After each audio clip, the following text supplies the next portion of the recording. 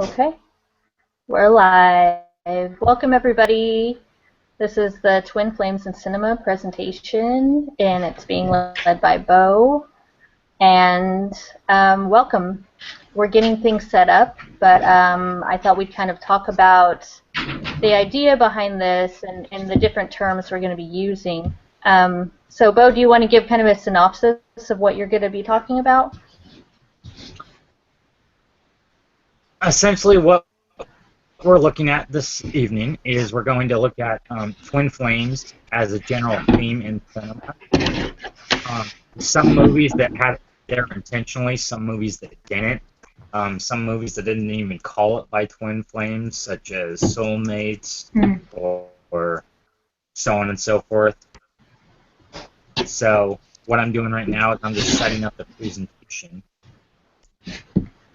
And Okay. then from here we'll kick it off. We're going to be reviewing about 6 movies. I'm just going to go straight through the presentation, and then afterward we're just going to have an open forum discussion. Awesome.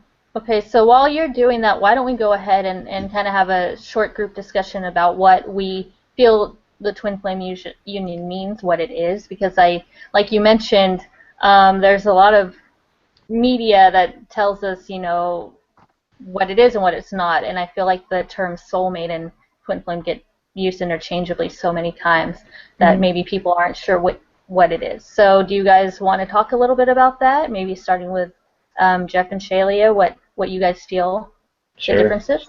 Sure. Yeah, so the difference between soulmates and twin flames is pretty vast.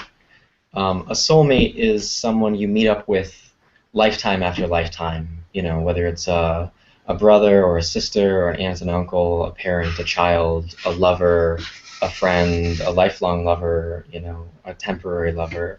And they tend to come into your life because you have, you work really, really well together. And they tend to teach you a particular lesson, and you do a specific thing together, and they might stick around for your whole life, or they might show up just for a particular lesson and peace out and see you a few lifetimes later. Maybe Shalia wants to describe a twin flame. Yeah, and so to add on to what Jeff is saying is that one of the key distinctions between soulmate and twin flame is that you do not share the same genetic blueprint with a soulmate. So the best way that I like to describe the blueprint is, imagine identical twins. A woman's having identical twins, and they share the exact same genetic DNA, but they're two unique souls. Well, the same is as above, so below. So we came from Source, or God, or Spirit, or from what it called the Great Sun, as flames, and we share the exact same blueprint as that flame, but we are still our own unique beings, and we are designed to be eternally compatible, eternally together, versus soulmates. You could probably never see a soulmate ever again. So people want to say that your soulmate, is like your ultimate lover, right? He's my soulmate. Well, right. That's common knowledge that a soulmate's a great, relationship partner. It's very well accepted now in our culture. But when you talk about your ultimate perfect lover, there's only one, and that's your twin flame, and it's an eternal lover. You were created together in the same moment, and you will always be connected. You can always come back together. You're designed to always be together. Well, I like the analogy of kind of the sun, the flame coming from that, because a lot of people have it in their heads that it's literally a soul split in half, and they're not comfortable with that idea. No, it's not so true. It makes sense to me that it's more right. That's why I like to clarify these things, because we are whole, but I feel like that other part of ourselves helps us become whatever you want to call it. It's just the stronger element. Yeah, no way do I feel split. No. Right. You can think of it as two gardeners to the same, mind, to the same garden. So each one has its own unique blueprint, and they can work separately, but they work best together. You are significantly more powerful in union. Exactly. But, I like that. That's very empowering. Yeah. It's a much different and deeper love, more expensive love, and even people who are with their soulmates, married to their soulmates, I believe, and I have in past experience with other partners, just got really bored. Like, you know, and I was basically the soulmates I was attracting. They had key qualities that I was attracted to because they were my twin flame qualities, and they were just stepping stones to my twin. So that's one of the purposes that soulmates or non-soulmates can have in our lives. Not to be confused with a false twin flame, who's never a soulmate. No. It's just a stepping stone that appears to be your twin flame, right. teaches you a particular lesson, and fast tracks you to your twin flame union. Very true. All right, I finally got it. Yay! Happy claps. Yay! One quick thing I wanted to mention first too is that I at least subscribe to the idea that it's not always, you know, a male and a female. It's more like the energy signatures of these things. So it could be someone who may have more masculine traits and someone who has more feminine traits coming together, whether they're male or female. I've heard, I don't know if you guys believe this, I've heard that it could may even be someone who's not even on this earth plane right now. Yeah, that's only 3% of all people. Everyone has a twin flame, and only 3% of people on the planet are here without their twin flame currently incarnated. But that's actually completely irrelevant because you can manifest your twin flame seamlessly from across the universe, and no one would know who jumped what planet. Right. Little quantum physics there. The quantum drop. That's the next presentation. Quantum mic drop. Yeah, that is actually our next presentation. Okay, so Bo, you have it ready to go? It's all ready. Tell me where the camera. Is that good right there? I can't. We're not going to be able to see the pictures, I don't think, unless you get closer. How's that? Yeah, farther down though. Yeah, that should be fine if you're able to keep it still. Yeah, that should be totally fine.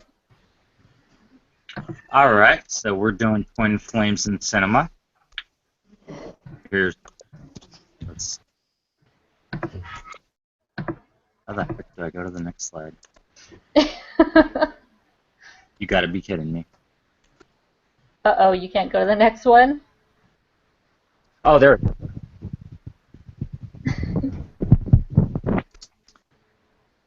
All right, so what we're looking at right here, just a few intro points. I'm just noting that a twin flame story isn't always a love story. It can be an independent story for one character who has found his/herself in another being, in nature, on another plane of existence, etc.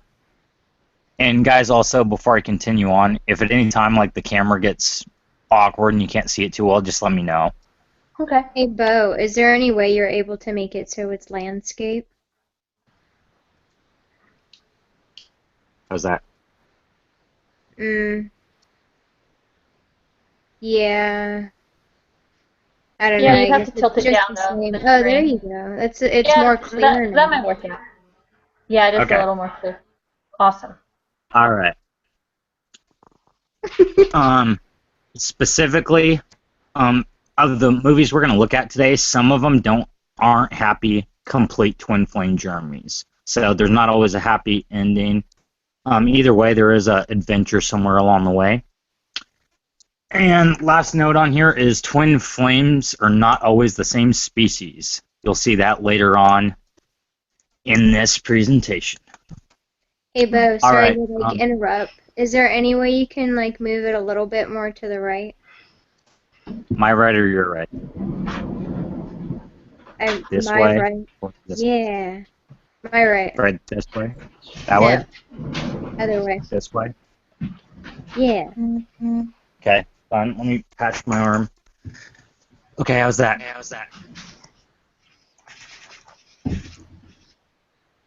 It's starting to become more clear. It's the same spot it was. I don't know if you can make it just a little bit more to the right. How's that? That's about perfect, yes. Continue. Thank you. Excuse me. All right, so for starters, I just want to say that if you haven't seen these movies, I'm pretty much going to spoil them. Because I'm going to dig deep into the details and it's going to review plot points. The movies in question are Southland Tales, Cloud Atlas, The Matrix Trilogy, What Dreams May Come, wow, The Time Traveler's Wife, and Green Lantern. All right, so first we're going to start off with Southland Tales. Southland Tales, in summary, is a look at an alternate future around the time it's supposed to be 2008. The movie itself was made in about 2006. What we're looking at is there was another terrorist attack after 9/11, and the world itself, after that, becomes nothing but a military-industrial complex.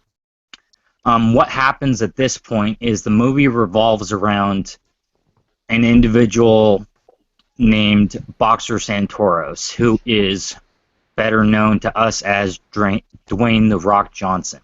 And throughout the entire movie, they're just trying to get him. He has amnesia at the same time. But the twin flames within the movie itself are Roland and Ronald Taverner. Specifically, what we're looking at is Ronald is introduced first, and you notice right off the bat there's something off about him. And what it ends up being is that Roland is actually directly connected to a portal that he goes through off set. And what that is the portal is a direct link to an alternate reality, so specifically a parallel universe.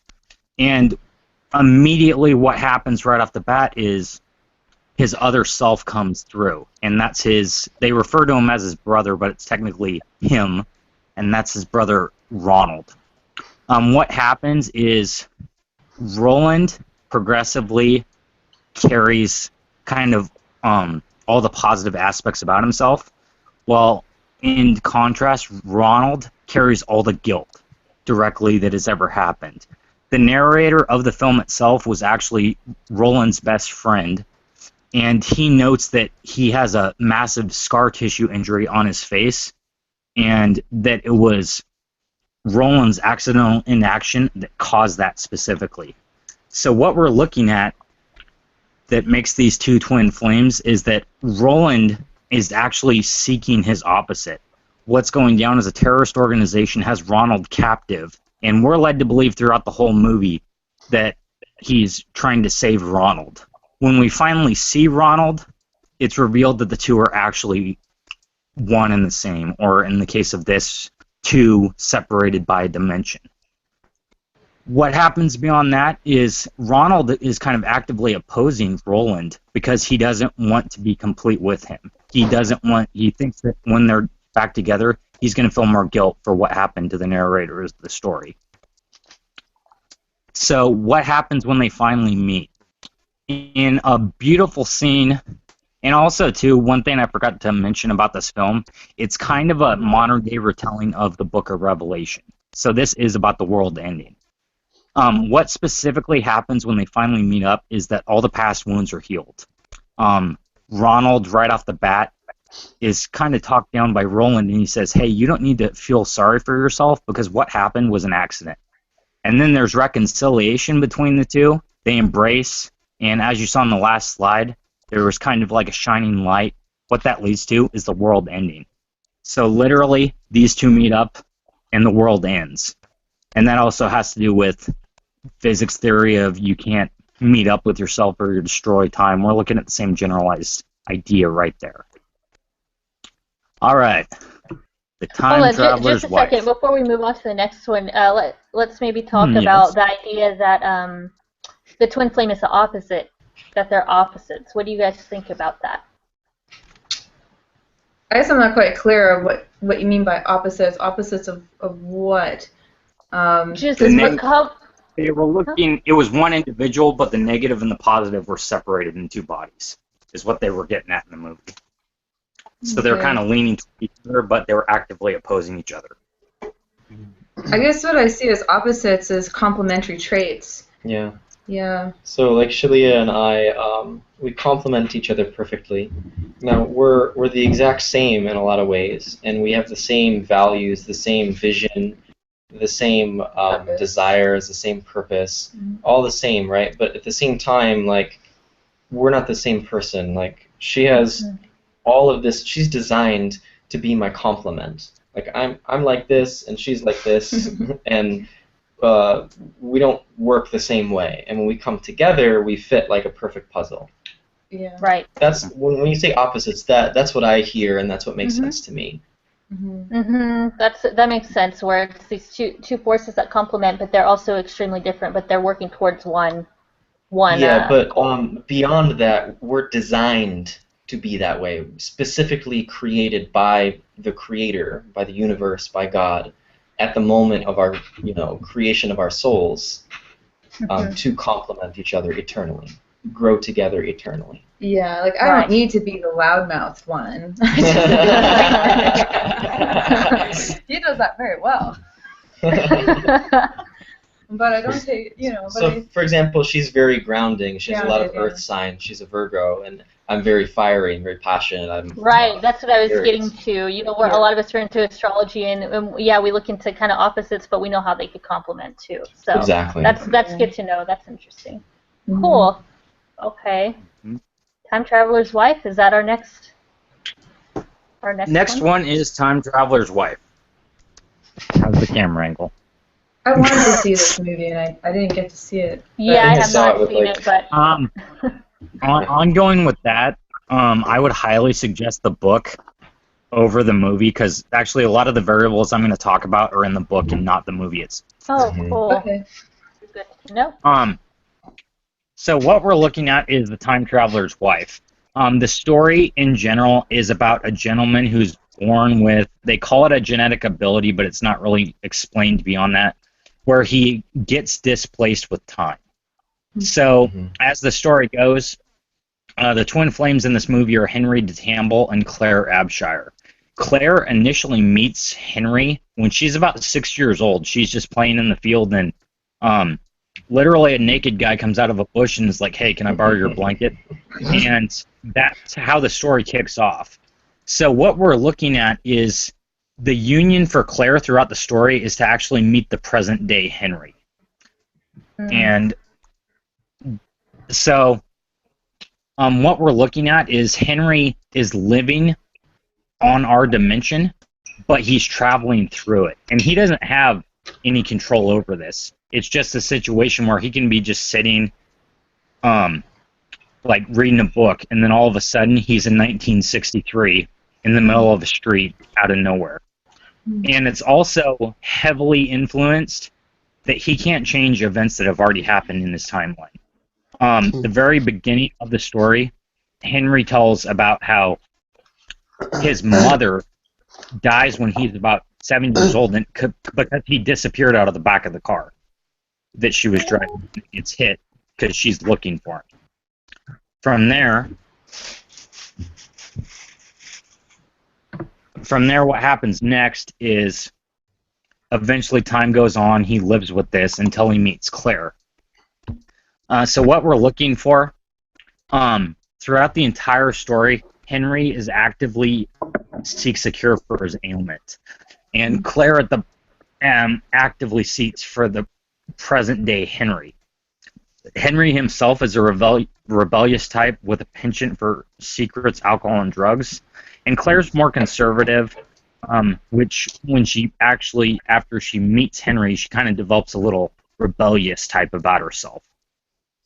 Henry, in a lot of ways throughout the entire story, acts as a mentor and a guide at some points to not only to himself, but to his daughter in later years, as well as Claire when she's growing up. Like she has an entire journal about when he arrives, and the story itself is pretty much told from her journal entries. And it goes into contrast over time with that. Like there's a few times when a younger Henry will arrive in the future, and he will meet the future Claire, who's already experienced this, and she'll give him advice. And it's a unique perspective because what we eventually arrive to is Henry's pretty much the most important character in the story at the end of the day, because we find out that this genetic problem he carries is actually, one, harming Claire. Her genetics can't develop a child over it.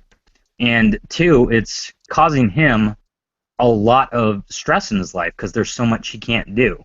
He's also got claustrophobia with this situation, so he really fears just landing, like he said, an elevator shaft is a primary example he goes through, and stuff to that measure.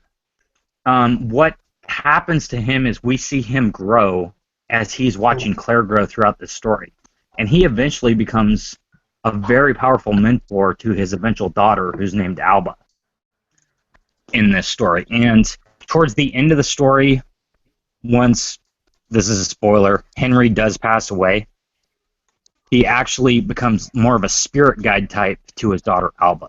Oh, wow. And then there is a moment of dual ascension in this story, but it's not really in the movie as much as it is in the book. In the book, Henry passes away, and in his will he leaves a letter to Claire. And it's a letter saying, you have something to look forward to. You're going to see me again. But he doesn't give a specific date. And that, for me at least, was kind of the part of dual ascension. After Henry arrives the last time, he disappears, and then immediately after, Claire passes away. And in the movie itself, Henry arrives probably about 10 years after his death. And the audience is told through the work of Henry that his daughter is actually able to control this genetic thing about herself. She can actually will herself to go to any time. Their doctor, Dr. Kenrick, because of this, has actually won a whole bunch of awards. It's a progressive area of positivity for everyone after Henry is gone, is what we're looking at from here. All right, this is quite possibly... Okay, oh, let me pause. Go on. What? Oh, didn't you want me to pause after each one? Oh, if people have thoughts, sure. I haven't We've seen that always movie, so got thoughts. I'm not... I mean... Is there anything that stood out to you guys that you'd like to talk about with that one? Definitely. I did see this movie. It was a long time ago, but as you're talking about this, this film and the twin flames in the film, and I would agree. I'd say they're definitely twin flames. I was getting that. And what really sticks out to me is just this eternal love that they have. And like you're saying at the end of the film, when he comes back like 10 years later to visit, it's this really emotional moment, and Claire is just like, she's running to him, and it's so powerful. There's so much love. And like she waited the whole 10 years. Like she didn't try to move on at all. And she's not going to move on because that's her ultimate lover. There's no one else for her beyond that. And I think that really illustrates well the twin flame dynamic, who your twin flame is and what that person is to you. Mm-hmm. Mm-hmm. And yeah, in the book, it's actually like a lot later. I think it's like 40 years. As you saw in the movie, it's literally like 10 years. But yeah, that scene always spoke out to me a lot. Mm-hmm. So I totally do get you with that. Anybody else before I go on to the next movie? All right. This one's gonna be one to think about, guys. I don't know if you've ever seen it. I've seen it Cloud once, Atlas. but Yeah, I need to Cloud watch Atlas. it again because I was so confused by Yeah. the movie. I do have diagrams. Yeah. You have to watch Cloud Atlas multiple times to finally start to begin to get it. The best way to understand Cloud Atlas, I would say, is to watch the movie about 3 times and read the book because it's so complex. Let's see. Well, you actually found a pretty cool timeline, right? A pretty cool link map on here, yeah. that shows you the I have 3 relationship of the maps throughout on time. here that I found. Oh my god. Okay. So, before I go to the slideshow, Cloud Atlas itself, if you're not familiar with the story, it is a generational soulmate and twin flame and karmic teacher story. As each time progresses, it's signaled to the audience by two ways. There's a shooting star birthmark, and there's a series of journals, and then theses, and then actual published books. And how it works is each prior book is read by the next generation, and they're connecting through memories and so on and so forth. And it's a continuous transition story where the previous generation, if not still a man, is a woman in the next generation, and then you see like someone who was a villain in the previous life as a negative karmic teacher as a positive one in the next life, and then there's neutral parties that reappear throughout, and so on and so forth. So how they signal it to you in the movie itself is look for the shooting star. The shooting star itself, if you can see it, it's right there. It's a birthmark more often than not. Every time you see it in the movie, it's a birthmark on somebody, and they'll bring that back to you too. There is a part where you see it on someone's back. There's a part when you see it on someone's chest, on their ankle. Every time you see it, it's a message to you, okay, this is the person you should be concentrating on because you saw their story previously.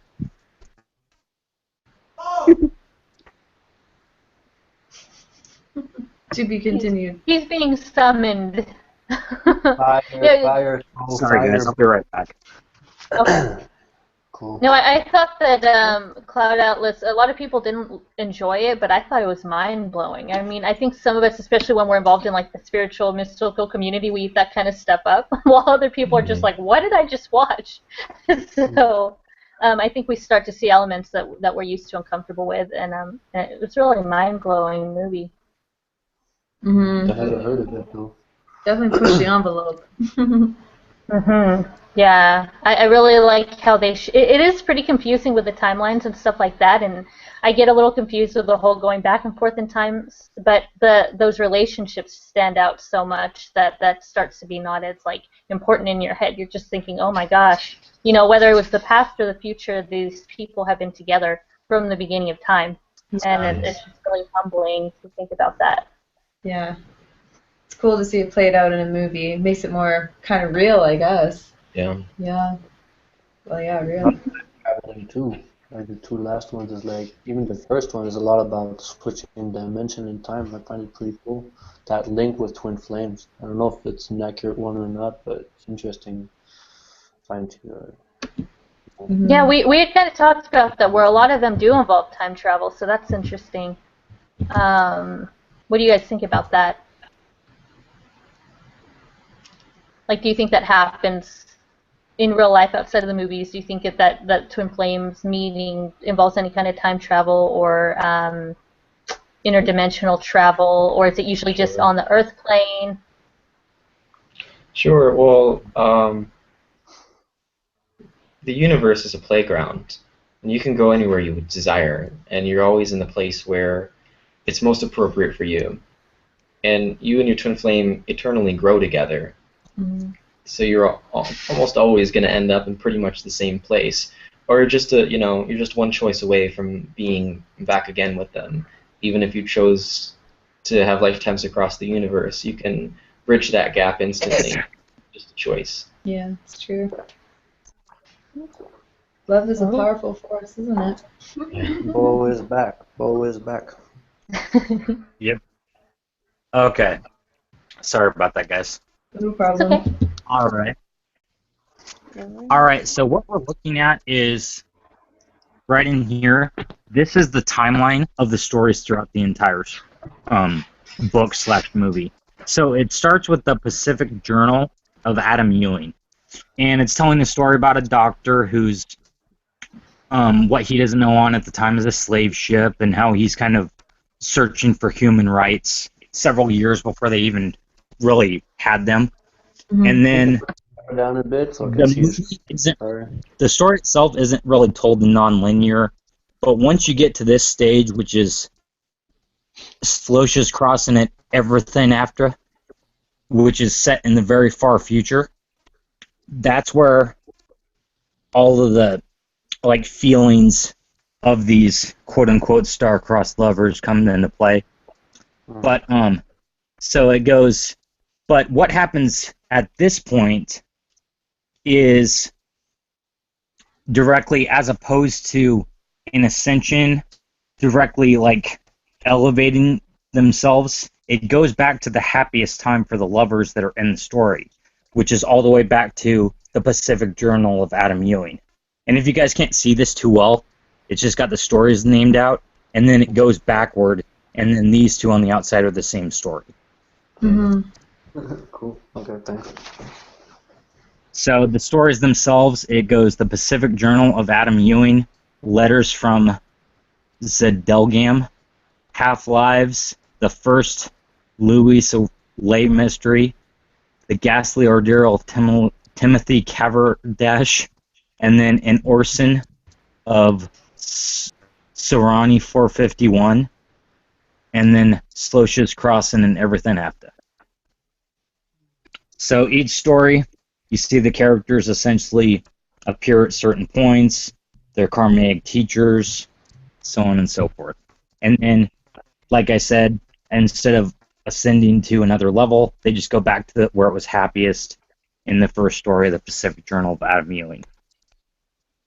All right. That's actually pretty It's cool. kind of hard Yeah, to see. this map. You know what, Bo? Let me go ahead and share my screen for this one because I want everyone to see this Okay. this craziness. Okay, I think it really It's helps insane, cement things. yeah. Okay, let me know, guys, if you So- could see this. Hold on. So what we're looking at right here is the bodies over every generation. Whoa, what happened to the screen? Are you able Okay, to there see we it? go. Yeah, I see it now. Okay. So what we're looking at is the transitions over time periods. As you can see, it starts at 1849 and then it ends at 2321. With that specific, the characters, as well as switching bodies, the bodies come back in at a later point in the film, inhabited by another spirit. But that's kind of like it was the cinematic effect more than anything else. It was just actors changing roles over time. There's only about like probably 8 actors in this entire film.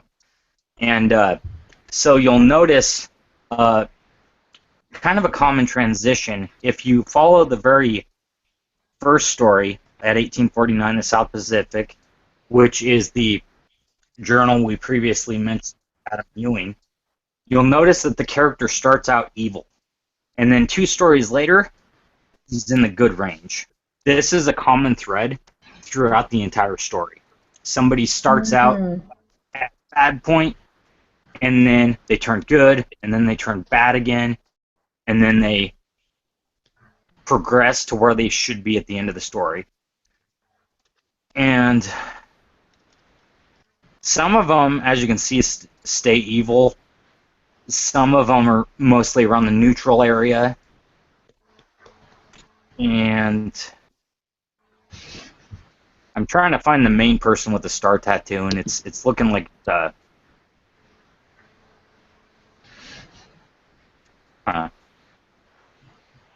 it's looking like more than anything else. If you guys can see the main one that's first on neutral, that starts with a purple line, I believe that's the one with the star tattoo, but it's kind of hard to differentiate at this point. I think so. But yeah, I think you're right. That's the travels of each of their lives right there. What you're looking at. So as you can see, this entire story transitions well over several generations. All right. Let me know when you're ready, and I'll put the camera back on. Okay. All right.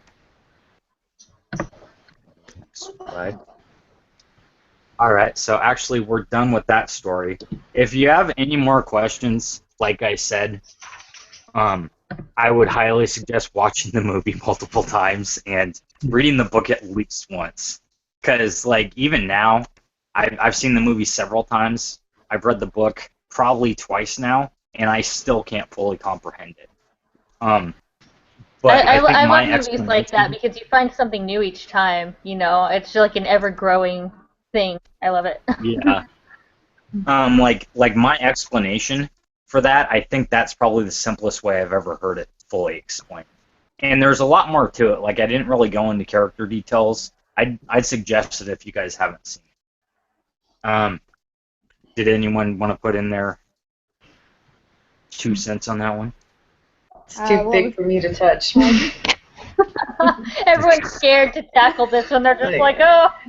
That movie had no point. Their ascension, they never ascended. They never became better. They never anything. It was like, ah!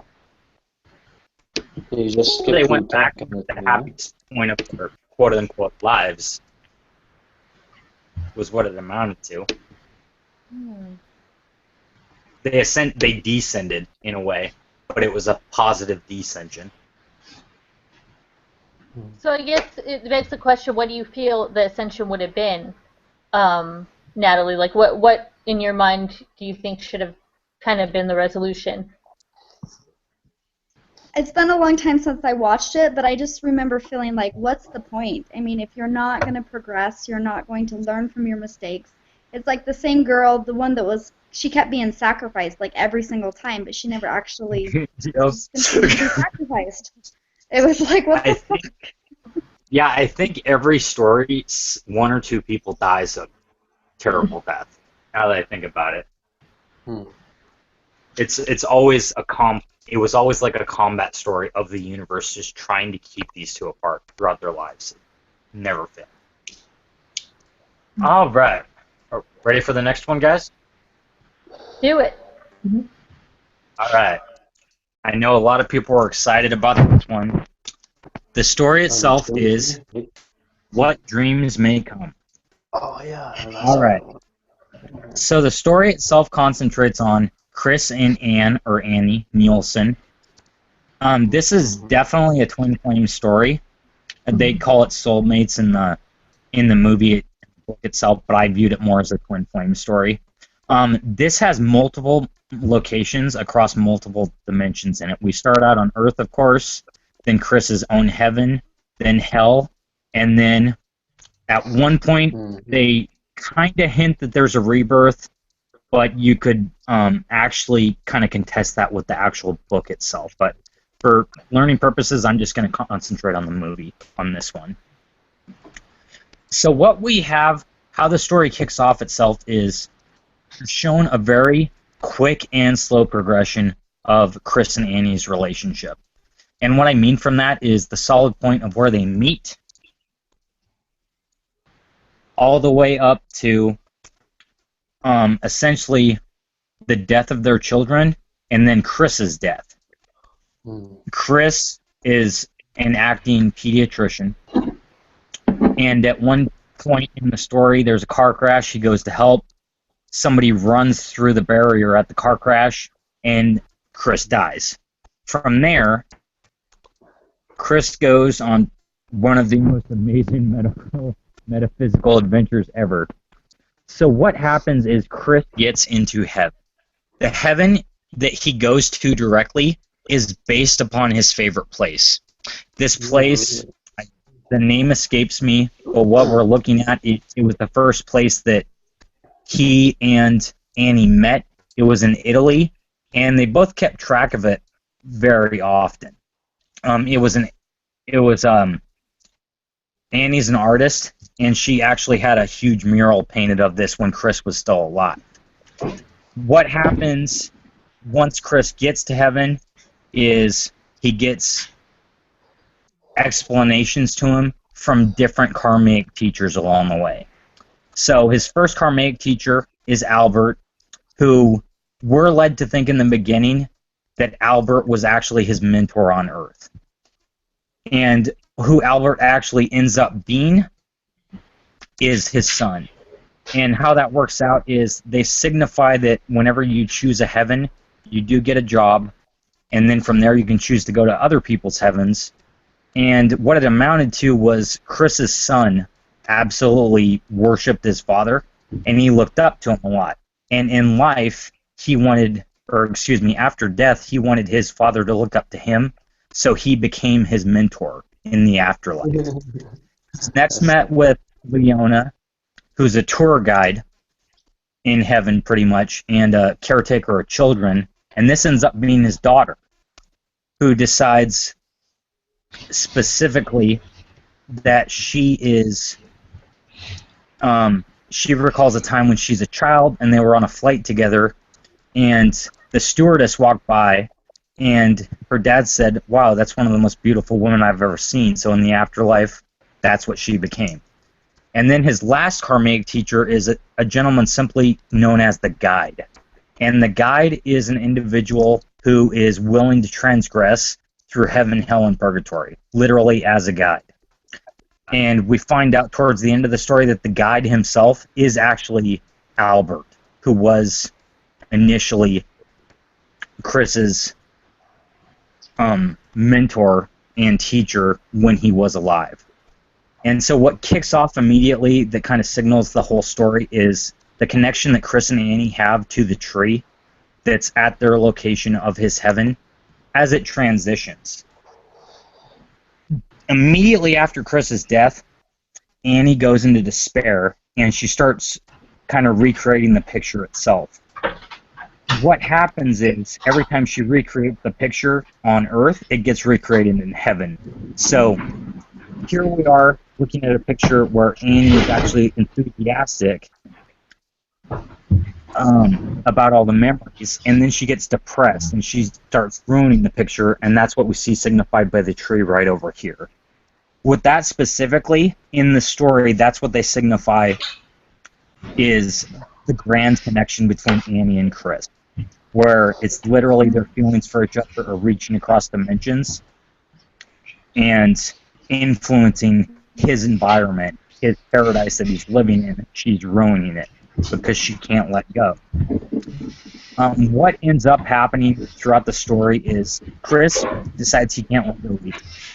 And Annie ends up in depression, killing herself over direct conflict about Chris's death. She can't get over it. She's depressed. She kills herself. That's where the guide comes into play, and he ends up taking Chris and Albert all the way down to hell, where we're at a standstill with what's left of the soul of Annie, and she's just in thick denial. She doesn't know who Chris is, and Chris ends up choosing to go purely mad in an eternal soul and to stay with Annie.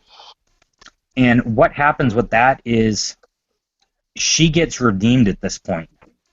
And she literally is pulled out of the darkness because of Chris's love. And what happens at this point is they both ascend directly up into the heaven that we're looking at directly throughout the entire movie. And then at that point, that would be the point of ascension to me. It's kind of differentiates from the book because at the end of the movie they do get reincarnated and then go back as kids to play with a toy boat in the water. In the movie, or in the book, if memory serves, I don't believe that was actually in the book. But they did have the point of ascension. What were the actors in the movie again? I think I've seen that one. I'm pretty sure. If you know. It's Annabella Sciorra and Robin Williams. Yeah, that's it. It's Robin Williams, right? At some point he jumps off the cliff and whatever, and I don't know. I just saw the movie. I didn't see the. Yeah. It was a good movie, and the guy is dead too. I just watched a comedy show of him lately. I'm like, oh no. Yep. Yeah, I love that actor. Anyways, cool. Robin Williams, great. Cool. And Marisa, did you want me to movie go on to the next movie immediately, or did you want to have Jeff and is it Shayla? Shaliam. Shayla. Sorry, we keep forgetting it. Sorry. I need an association word to I don't know.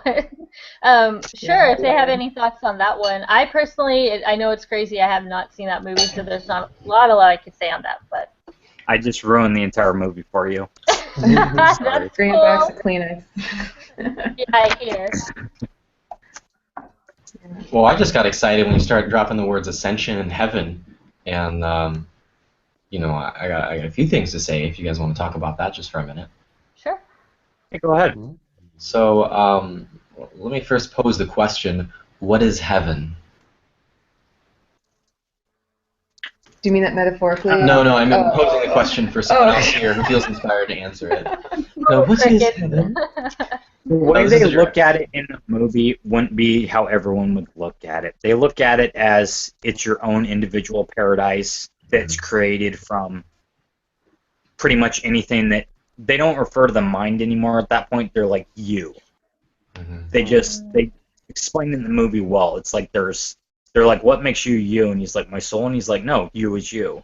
And so what came from Chris is what created his heaven, with borders to other heavens that were belonging to other souls. If that makes sense. Mm-hmm. You know that this is actually like a really complex topic. You're talking about Yeah. you know, like reincarnation and like there's so many different definitions of heaven and like, you know, an afterlife sort of thing. But I think what they're representing in the movie is kind of a really juicy, like funky, artistic way to say like, you know, your heaven is something you experience within right now, and it's your personal heaven, and it has borders to other people's personal heavens, and you can like interlace them. Right. Yeah, I like the idea of the personal heaven. Mm-hmm. I mean, my thought of heaven is I find a state that one attains in the. Oh, I don't mean to interrupt. Oh yeah, I was just trying to bring my opinion like about like I think heaven's like a dispatching like it's like a wait zone. I don't know. I think there's many like steps to go through in heaven to actually reach like a certain point of how high in heaven you go or how low in hell you would go. You know, to sort of right spectrum. I mean, that's how I kind of see it. I don't think like and it could be related to you know what you're saying too when you say like it could be your own personal reflection of it brings you to a certain level in that heavenly. So let's talk about the law of attraction here. You bring up some really good points about different levels of heaven and different levels, you know, of you know, different stages and such. So when you die, nothing changes other than the scene, and you know, you go to a different reality, sort of. But you're attracting that level of reality. So you know, you tend to like. So with Annie dying in a very negative situation, she would go to the most negative place that could be manifested for her. Well, she'd go to the appropriate place that's manifesting as a result of her thoughts. So she's feeling really negative, and there's like barriers and boundaries. Like the universe is a good place. It's not like because she's thinking, you know, hellish thoughts, it she like goes to hell. Like she's thinking hellish thoughts. So there's a place she goes to, you know, we can call it purgatory, and it's like a hellish place where she purges these negative emotions. And then when she's done clearing these thoughts, then she can rise and go to a more pleasant astral realm and prepare for her next life. Or depending on her will too, if she doesn't want to change or stay the same way or whatever and go more chaotic, not to be negative, but I think both polarities could be possible, right? Depending on the soul. I mean, it's up to the soul how they choose. If they're enjoying this experience or they're inviting this experience of hell and negativity, sure, they can go into a deeper hell. That's what I'm saying. But that's like ridiculously, extremely, absurdly rare that someone's experiencing hell and they're like, yeah, I choose more of this. Most people are like, this sucks. How do I get out of this? As you said before, it's the most appropriate, right? That's the right word. Most appropriate, I think, is the right word. Whatever is best for that soul to go low or high. Yes. Whatever, how low or high she could be, you know? Yeah. Right. I wanted to talk about the twin flame story in this movie and how I felt when I forgot his name. I'm gonna call him Robin. Robin Williams. When Robin Williams went to go retrieve Annie in hell, I felt that was really indicative of what happens on Earth too. How one twin flame can be in such emotional turmoil and peril, and say they're in a Great Depression or they have a severe mental illness or PTSD, and you know the other twin flame like Robin is you know in a pretty okay space, you know, and how they experience separation, but eventually they got to reunite, and they got to reunite because he offered her the healing that she needed, and it felt like it was only God through Robin, her twin flame, that could give her exactly the medicine that she needed in order to rise above and pull out of her hell, her shit, basically, and join him in their heaven, which is where the twins are supposed to be. Like Jeff was saying, it's like two gardeners in a garden. Well, there's a perfect example. They're supposed to be in that same painting, that same heaven together. And so that's why I'm trying to think what would have mirrored Robin's hell. If she were in hell, he must have had to have felt that too, because twins always feel the exact same thing. It was mirroring. Well, they signify that at the end of the movie. Like he's starting to feel her emotions, of the emotions of her hell, and that's what they were worried about. They were like, if you stay in there too long, you're going to be trapped with her. Right. He volunteers to stay so he can be with her. True. True. I find it's more like a Hollywood scenario kind of thing when the female looks all in distress and the male is the ultimate thing. I think it's just a traditional Hollywood thing they're doing as the scenario. But if you take it as a real event life thing, I don't know. The girl's kind of messed up and the guy's okay. That's not true. Are we ready for the last two movies? That's actually the opposite. He is right. In all the goddess and god stories, the goddess saves the god. Just so you guys know. The female saves the male. Interesting with this movie, though, I used this movie with my twin because when the first time I dreamed of him, I died in my dream and he crossed me over. And when he took me to our heaven, it was like this. It was like the little girl's dream where everybody was creating their own adventure and they were becoming their authentic selves and doing what they wanted. So I actually love this movie when it comes to the twin flames. Well, I think you have a really brilliant and beautiful story, an indication of, like in your dream, the dying represented your, your ego self. The overlay, the heavy overlay that prevents you from being in your divine self. And it's when you step into your divine self, by following your heart and choosing love, that you can step into your heaven and attract and be with your twin flame. So that was a really beautiful, you had a really beautiful dream, and it illustrates a really awesome point. Maybe we should move on now. We've got a few to go, right? This is what these next two are two that people are going to absolutely love or absolutely hate.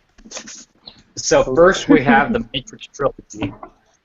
That's one of my favorite twin flame stories. Seriously, excellent. Neo and Trinity are excellent. I'm looking at it kind of a different way, though. This was kind of a surprise one because you guys, I think, might be like, wait, what? What are you talking about? Yeah. So this will be interesting.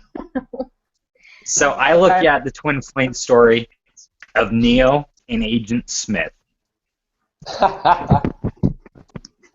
So what we're looking at is,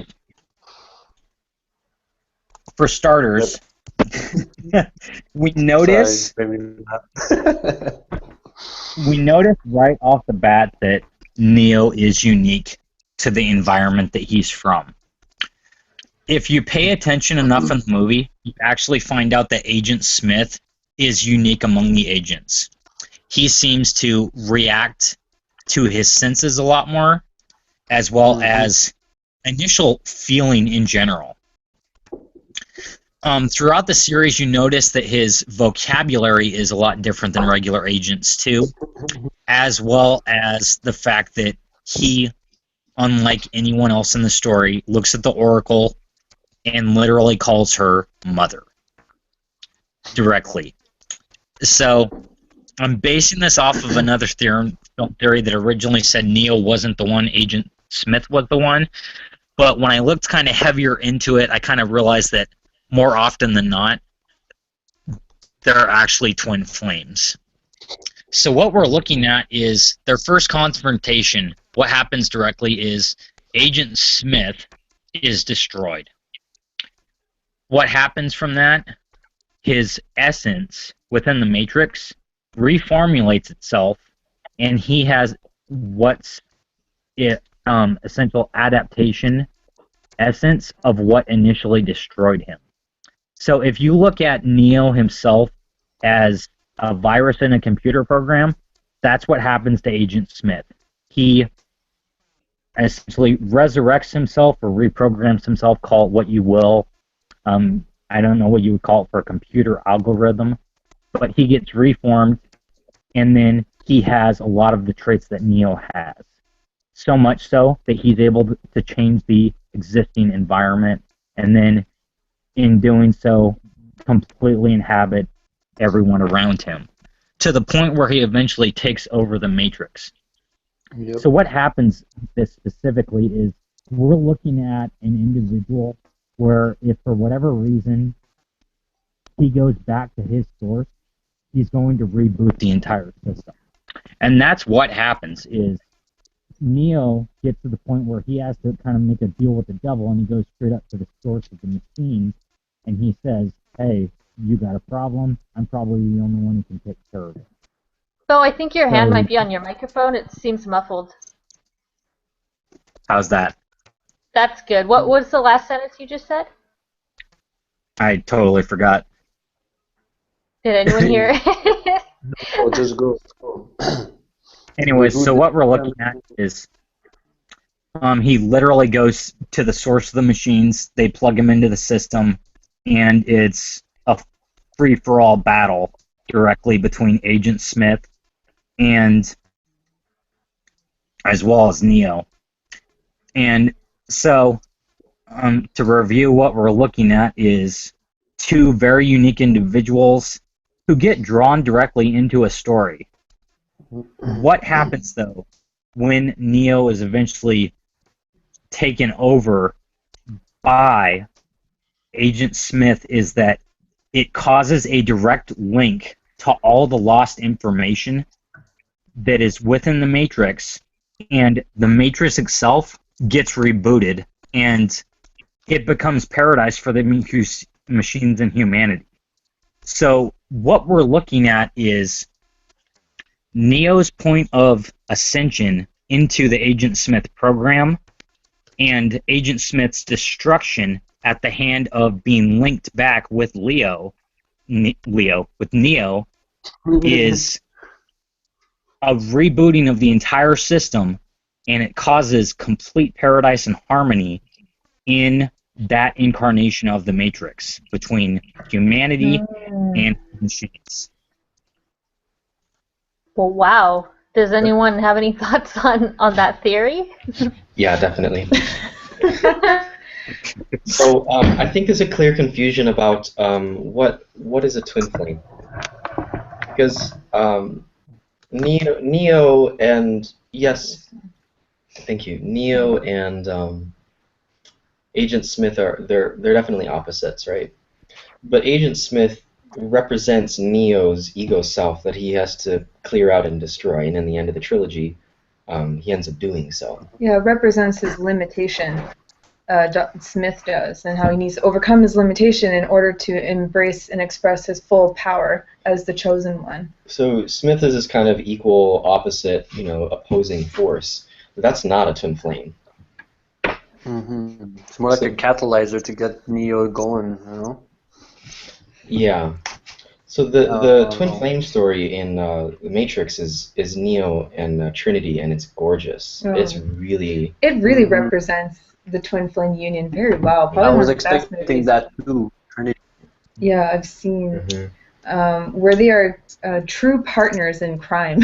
And here's the other part that's really juicy, is that as soon as Neo decides to follow the White Rabbit, like he chooses this this path of being the hacker, and that's who he really is inside. He's not this cubicle guy. He chooses to be the hacker. He follows the White Rabbit, and Trinity's on his computer, and he meets her for the first time. And then he gets closer and closer to her as he's choosing this path of discovering what the Matrix is. And that's how they come together, because he chooses. Yeah, I thought you were a guy. I know the lines of the first Matrix by heart. It's so fucking funny. Yeah. It is a great, Trinity Neo, fucking great. I like that too. Yeah. Does anyone else have thoughts about that theory? Well, I disagree with the twin flame of Smith and Neo. I find it's more like a rivalry.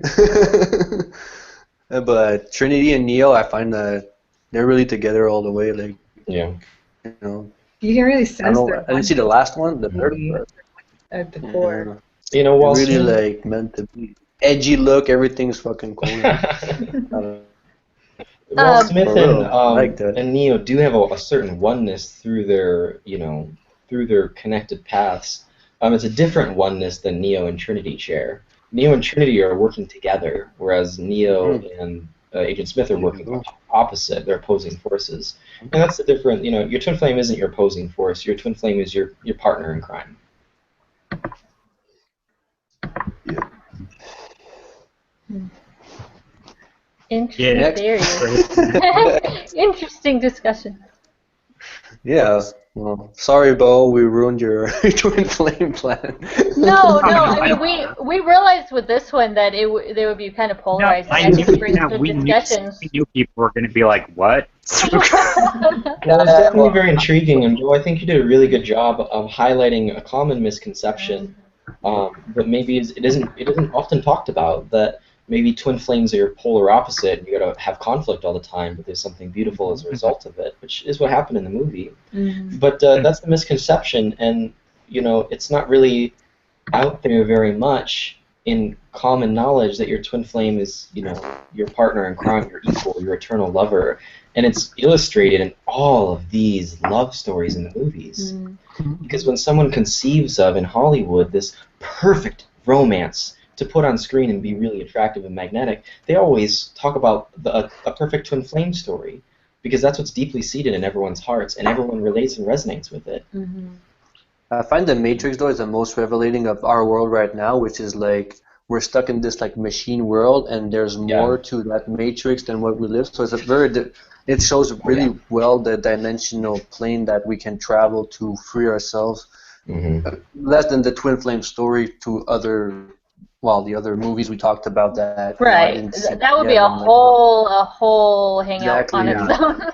It's all right. It's all like spiritual movie, but I think this one is more like real and more like what we're going through like, as humanity than like a couple like as a twin flame, As if I compare like to the other one, What Dreams May Come, that one was really like like the demon heaven and plane. The other two ones were like time shifting and stuff. So I don't know, it's cool, but it's all my kind of interest, so it's cool. Also, some really good themes that you're weaving here, Bo. I'm not sure if it was intentionally or if it was kind of divinely inspired through you, but there's definitely building a discussion here throughout your work. Yeah, it's a great combination. We wanted to discuss it, yeah. All right. Bring it on home. What's our last one? Oh no! This last one. This last one, I love it, and I also think it's hilarious at the same time. We're talking about one of the most hated movies within the last 10 years. It's Green Lantern. Green Lantern. That's a superhero movie. Hold on, you're kind of muffled again. Can you see it? From Spider-Man. Yeah. Yes. So what we're looking at is we have Hal Jordan, played by Ryan Reynolds, and we have the Green Lantern ring.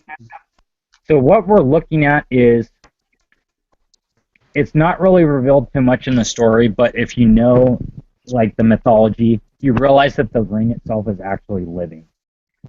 It's got the embodiment of willpower living inside of it.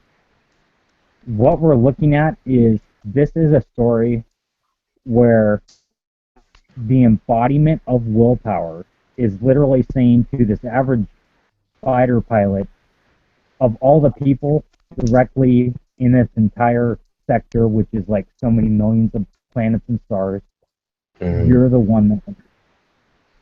And so, if we're looking at the two specifically, it develops in many ways just like a standard hero's journey. He runs from the call initially when this ring finds him. And he doesn't believe he has what it takes to challenge the embodiment of fear, which is named Parallax. And he has a lot of emotional baggage. And what it is the ring, they don't really do it in the movie too much, but the ring actually is self-aware and says call. So it says to him... You're getting really muffled again. I think your thumb's on the microphone. How's that? Yeah, that's... Can you hear me now? Better. So what it amounts to is this ring is actually saying to him, you know what? You do have fear, but you have the ability to overcome great fear. And that's why I chose you. I want to be with you. Together, you and I become an opposing force. And it is together that they literally take on the universe's embodiment of fear, Parallax, and sucker punch him and send him directly into the sun and save the galaxy. With that, in conclusion, that was directly all the films I'm reviewing today. And with that specifically, our next presentation is going to be Hero's Journey and Spiritual Aspects of Quantum Leap. And stay tuned for our polls on the Mysticism with Mars group for future presentations. Yay! And then there's John Berman. Cool. That was awesome, Bo. Great. Thank you very much. Yeah. Yeah, that sure really got discussion going, and for like I haven't seen half of those movies, even though I'm really into film. But yeah, those are some ones I'll sink my teeth into and check out. Or were there any that really stand out to you guys that you want to mention that like are must watch twin flame movies? Every Disney movie about love. And just True. all the Disney movies, The, right? the Little Mermaid's a great one. We did mention that. We were kind of joking around, and I said, "How about the Little Mermaid, Bo?" He's like, "Hey, Yeah. that Uh-huh. was really Good good." Beauty and the Beast, Lion King. Beauty and the Beast. Yep, all of it. What's funny about the Beauty and the Pocahontas. Beast and stuff, though, is that people think that about this whole, it's wrong. Like the whole saving thing. If you actually meet an awake man, he's not going to save you. He's going to make you take care of your own shit. Yeah, Just so you exactly. know. That's what Belle did for the Beast. Is that she shows up and she's like, "Look, you don't treat me like crap. You treat me well." And they have all these fights and they're hilarious. But in the end, it's the courage to love each other that choose brings them home, kindness. and choose kindness. Yeah. Mhm. That brings them home. I think one thing I'd like to mention that comes up sometimes, but not often, is I think there's a misconception that these unions are always perfect and rainbows and unicorns, and that's not exactly the case. Especially if you're yourself not loving yourself or you're not whole. Yeah. I feel like there will be some issues. It's not Yeah. going to be Marie says, roses. Shalia and I love ourselves completely, 100% all day long, all the time, always have, and we have conflict all the time. Exactly. Even Yeah. when you are loving yourself completely, in your union and in your life, your union will cause conflict because you're desiring to grow, and we're on a place of great contrast on the earth. So we're desiring these wonderful things, and we're moving toward it, and our twin flame is there, helping us to move forward at our desired pace toward what we desire easily. The spiritual teacher Right. Ram Dass once said, "If you think you're so spiritually enlightened, spend a weekend with your family." And it's funny because it's true, but what trumps that family experience, because their family triggers a lot in everyone, is your twin flame. Your twin flame will trigger even more so than your family and amplify that because they are you, and they're going to show you all the areas in your life where you need to be loving yourself, because when you invite your twin flame into your life, you're inviting divine love into your life, meaning you're inviting God. And when God shows up, when divine love shows up, you got to make a choice. So you're going to go back to your old patterns and your old ways and not have your twin flame, or you're going to make a different choice and choose to love yourself and choose to experience your heaven on earth, like in what dreams may come. That's such a good example, of choosing personal hell and choosing thoughts of separation, and not choosing love, to finally being so jolted and shocked into awakening that she finally chose love again. Mm-hmm. But they needed that experience. They had to test almost. You know their what? love. Even with all of our modern day movies, one thing I've noticed is if it's the only time I've ever really heard the actual term is a documentary or like a very indie film, but you never hear twin flames in film. Like never. It's always soulmates or Yeah, that's pretty much it. Yeah, that's pretty much it. You know. Twin flames is a Yeah. new term coming to consciousness because the consciousness of the planet is now beginning to accept the vibration of twin flames, which is significantly, stupendously higher than soulmates. Yeah. There's no comparison. Yeah. So we're Have you hoping two that. Go ahead. I was just gonna ask, have you two like seen the whole twin soul concept? Have you guys seen that in movies? Because I feel like I have. What is what like do you mean by that? on certain branches of teaching with twin souls, there's like 13 pairs of twin flames, and there's one that connects them all together. That's the twin soul. I mean, that's a Not fun familiar with concept that to talk about, but that's not twin flames. That's a different concept entirely. Well, like I'm actually interested in what you're saying because I've actually started seeing that recently. Where Can you mine and my explain twin are that? now having others think that we are also, they're like connecting to us as if we are their twin, but we don't have the connection with them like we have with each other. But when they look at us, it's almost like they feel connected to us, if that makes sense. No, So can I'm you curious. repeat that again, please? I'm interested in what he's saying because just recently, so mine and my twin are connected, but he's gay, okay? And I'm okay with that. It's a long story. But him and I are now having, and we are identical in all things, but now we have other people connecting to us thinking that we are their twin, and we don't have the dreams like we have with each other. So let me help you with this. This is a different concept. You're moving away from the twin flame concept and pulling on something else that isn't going to bring you into your union. So your twin flame can't possibly not connect with you sexually unless it's some very unique situation where they're coming in as a child or a parent. It's kind of funny because But at we this time actually on the planet, about it's meeting the beast. for lovers. I know what I'm saying is he's actually questioning his sexuality as we speak, so he may That's actually fine. transform. Sure. So in the But end, what I was talking about was what Bo was talking about is I'm actually curious about what he was saying because I think I've never seen this before, but it's starting to happen where other twins are starting to connect to us as if we are their anchor. I see what you're talking about. Yeah. You mean other twin couples are connecting to your bond, like not people outside of relationships, or? Yeah, it's really bizarre. So I've always believed in just like me, my twin, right? But suddenly there are other twin flames connecting to us, almost like soul family. Kind of no, but it's like a polytope where there's other twins. It's the weirdest, bizarrest thing I've ever even heard of. I've never even. It's a new concept coming in, and I don't even know how to even touch it. So it's kind of why curious. don't you explain that theory that you've come across about this twin souls?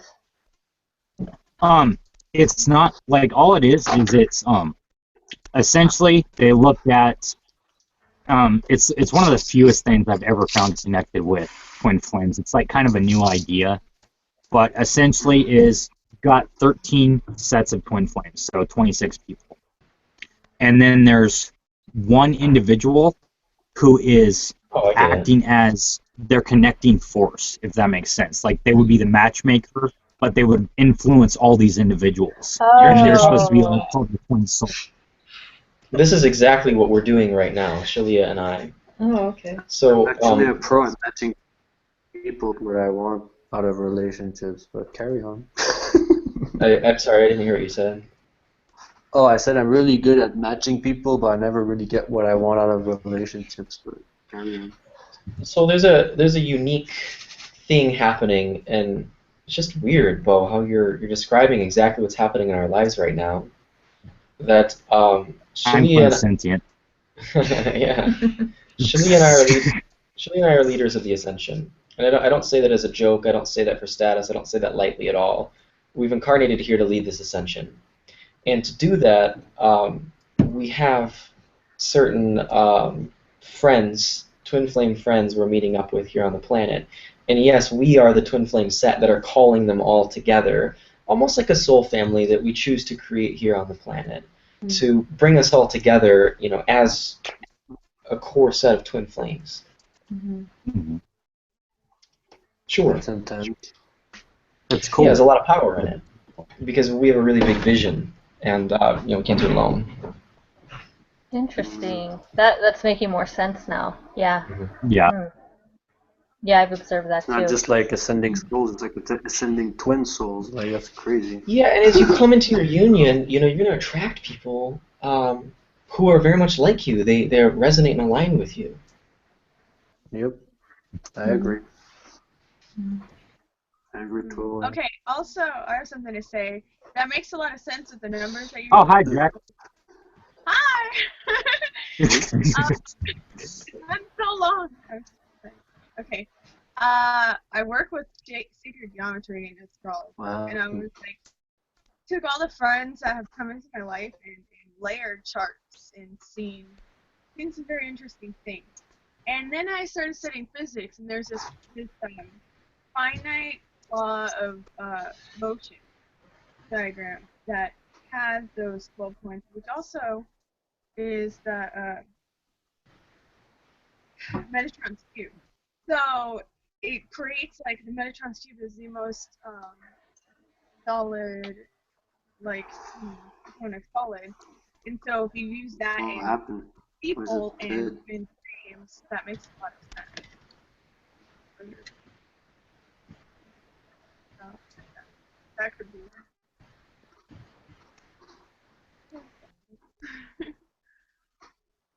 I don't think we heard the last part. I didn't got- hear the it last was- sentence. Yeah, the last part was. I heard fuck all for like a minute. That's it. It was kind of creepy. Okay, but that's Anyways, not it. So twin there's flames, much, yoo-hoo. but that's all I have to say right now. I have it all like written down and drawn out, stuff, but I don't. I'm traveling right now, so I can find it. But if we are gonna talk about that theory sometime, I'll make sure there's something where I think that this is possible.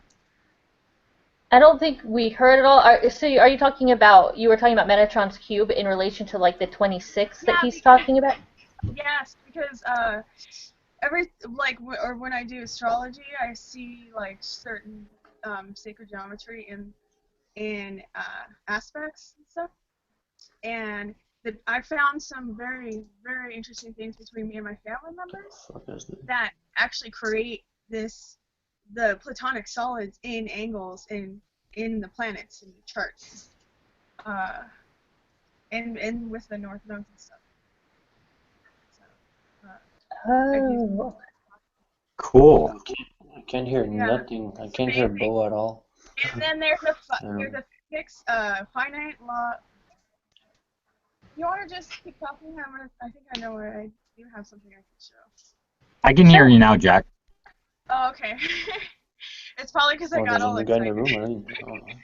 I don't know. But there's this physics equation that has the Metatron's cube in it, Weird the fucking angle, the point, and it's like the finite law of motion, an equation of physics.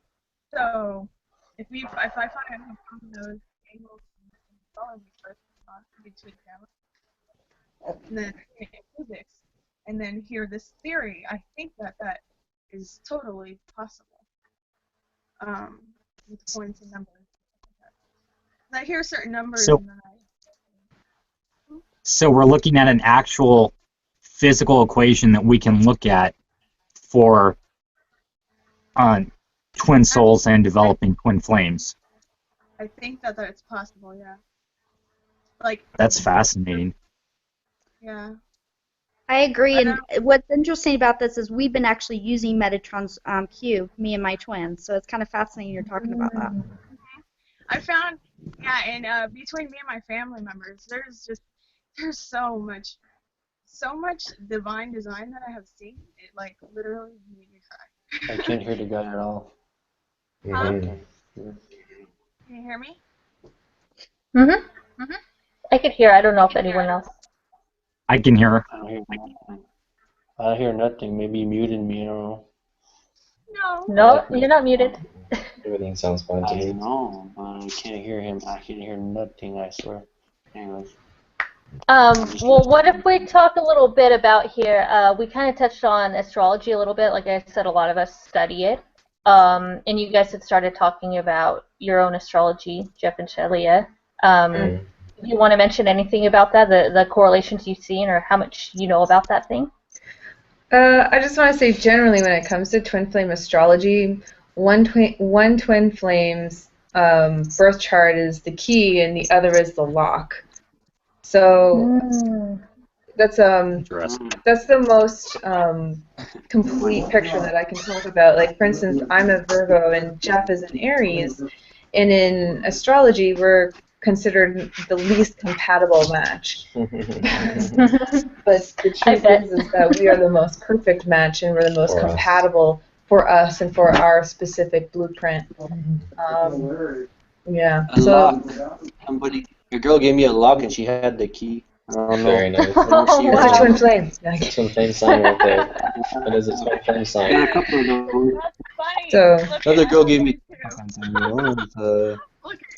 Tibetan thing. There's an Asian chick. She gave me that thing. She's like for higher chakras and shit. I don't know. So yeah, every single twin flame set, they're gonna have different astrology based on their own needs and based on their design when they based came on their purpose. And based on I actually wanted to talk about the Green Lantern. We didn't get to touch on that very much.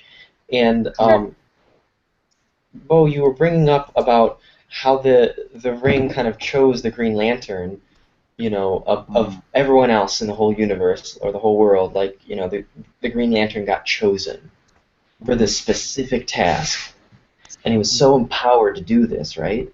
And that really feels so accurate about your purpose, because everyone's unique purpose is that important.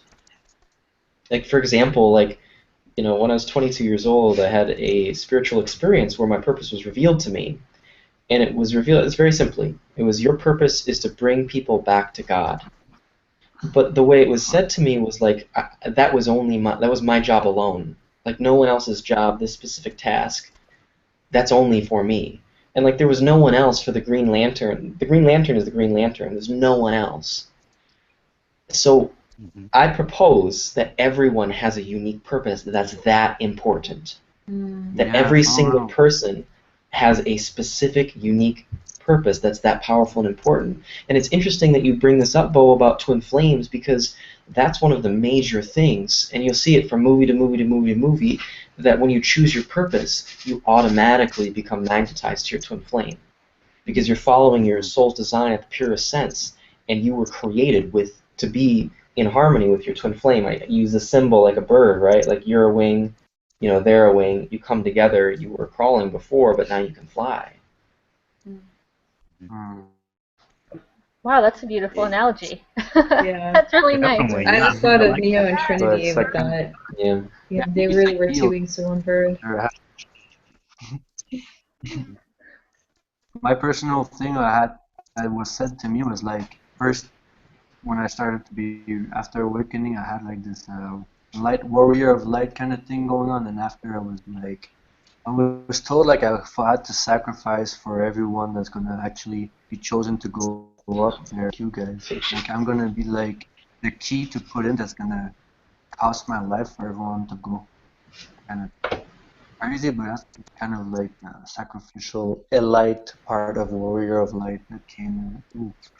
Yeah, so like, as you choose your purpose and you align with your twin flame, you are like the key to that person, or you are like, they are like the key to your lock.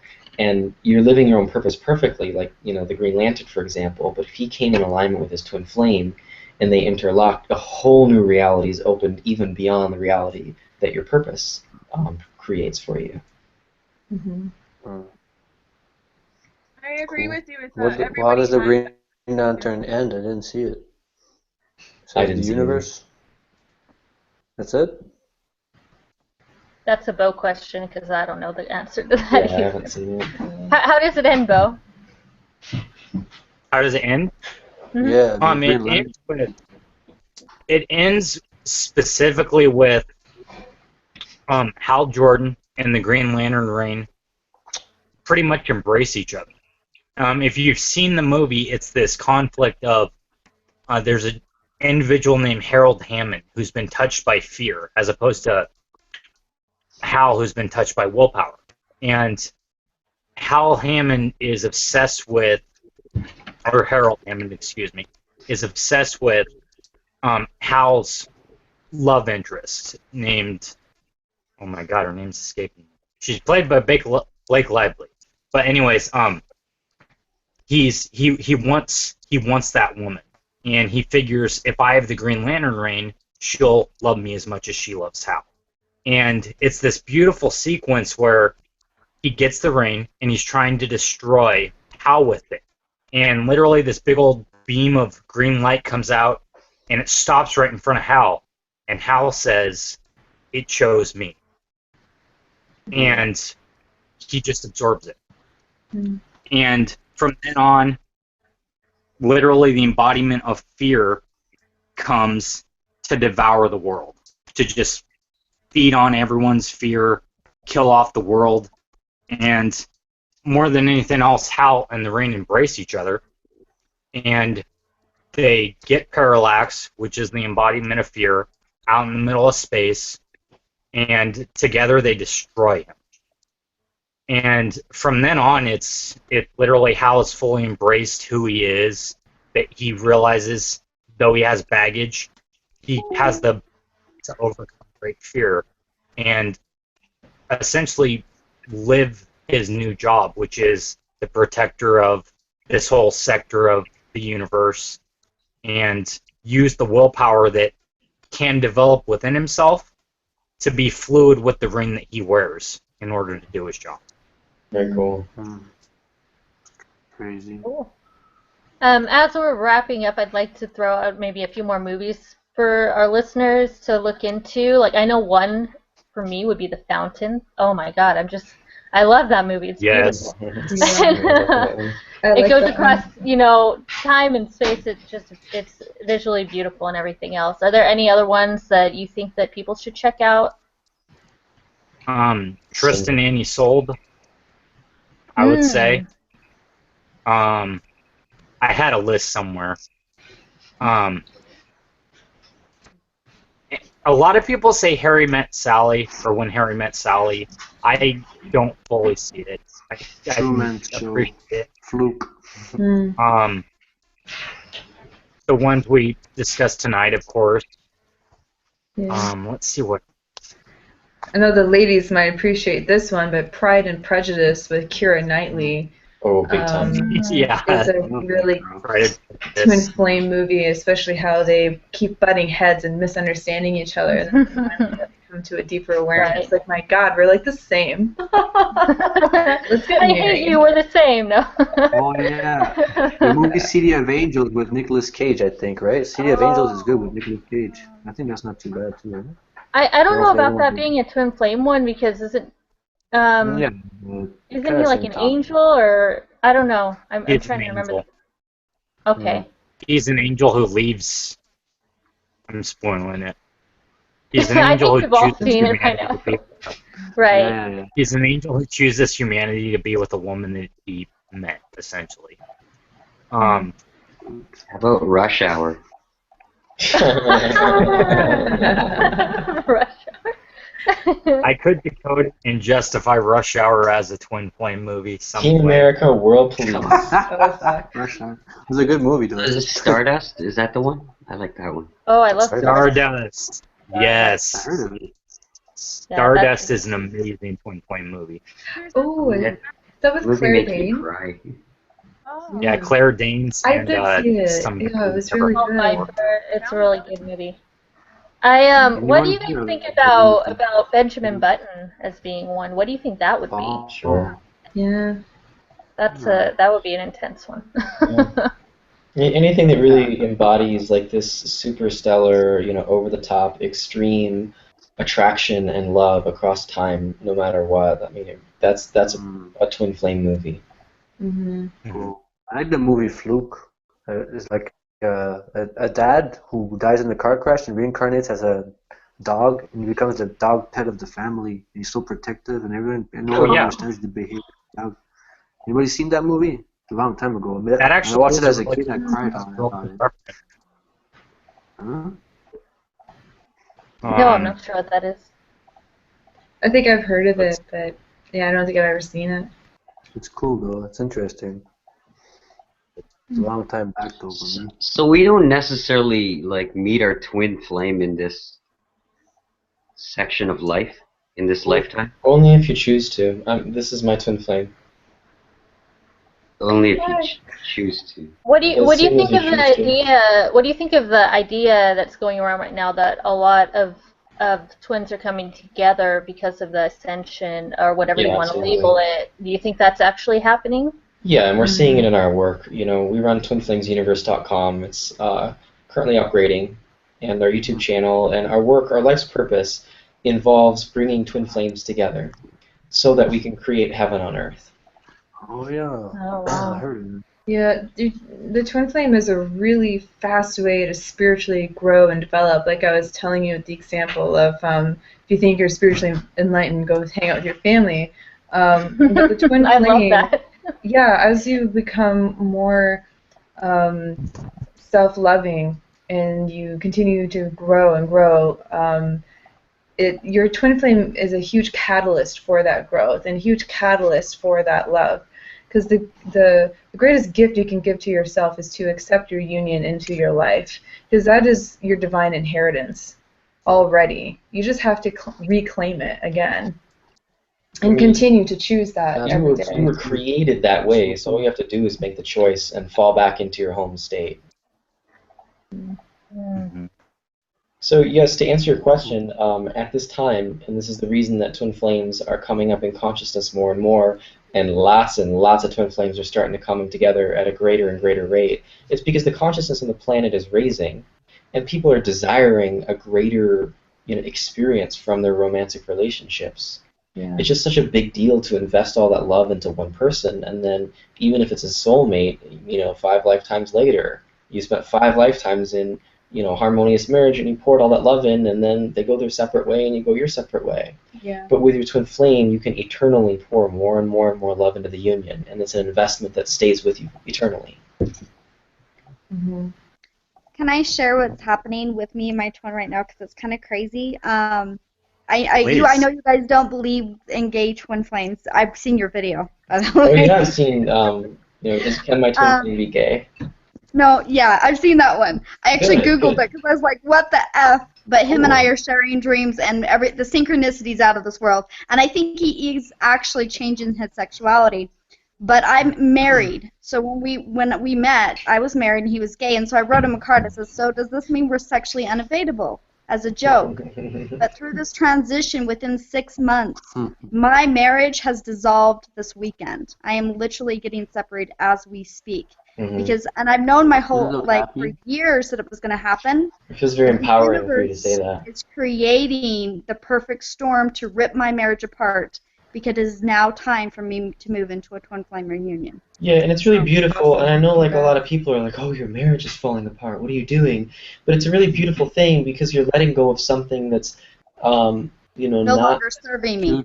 Exactly, perfect. And so at your twin flame's core and at your core, your sexualities will match perfectly. Oh yeah, there will be sex. And lots of it. Well, at least at a pace that's appropriate for you. It's appropriate for you. Yeah.